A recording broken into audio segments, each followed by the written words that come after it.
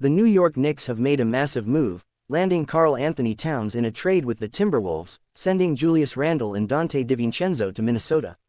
This is a game-changing deal for the Knicks, and we're going to break down exactly what this means for their roster, their starting five, and their position in the Eastern Conference. First, this trade completely solves the Knicks' biggest issue, center depth. A couple of weeks ago, I mentioned how crucial Mitchell Robinson's health would be to their season because they didn't have enough depth at the five. But now, with Towns joining Robinson in the center rotation, the Knicks have turned a potential problem into one of their biggest strengths. Last season, Robinson and Isaiah Hartenstein were solid defensively, but they didn't provide much spacing. Towns changes that completely. He's one of the best shooting big men in NBA history, averaging 21.8 points, 8.3 rebounds, and 3 assists on 50/40ths 87 shooting splits last season. With Towns, the Knicks get a big man who can stretch the floor and score at all three levels, inside, mid-range, and from beyond the arc.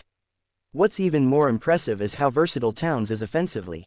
He can score like a guard, using footwork and jab steps to create space, and he can also overpower defenders in the post, similar to how Joel Embiid plays. Plus, you can't leave him open from three. He's too dangerous from deep, which is exactly what the Knicks needed to unlock their offense. Now, let's talk about the comparison between Towns and Julius Randle.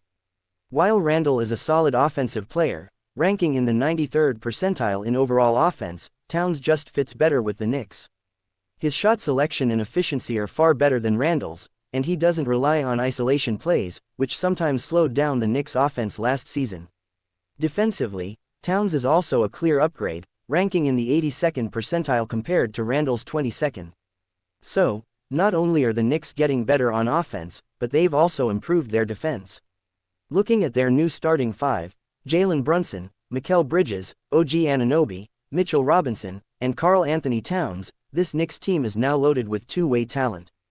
Bridges and Anunoby can lock down the opposing team's best scorers, and with Towns in the mix, the pick-and-roll game between him and Brunson could be a deadly weapon. Between Brunson's ability to create shots at all three levels and Towns' versatility to score anywhere on the floor, this duo could elevate the Knicks' offense to a whole new level. So, how does this trade affect the Knicks' standing in the Eastern Conference? After this move, I'd argue that the Knicks are now the second-best team in the East, behind only the Boston Celtics. I'd even say they've leapfrogged the Milwaukee Bucks and the Philadelphia 76ers. A potential playoff matchup with Boston would be fascinating, and now, with the additions of Towns and Bridges, the Knicks actually have a chance to win that series. While I still think Boston would have the edge in a 7-game series, the Knicks' chances of beating them just went up significantly. Before this trade, I'd have given them about a 10% chance of taking down the Celtics. Now, I'd say it's closer to 40%. So what do you think? How much better are the Knicks now that they've got Karl-Anthony Towns? Do you think this move puts them over the top in the East?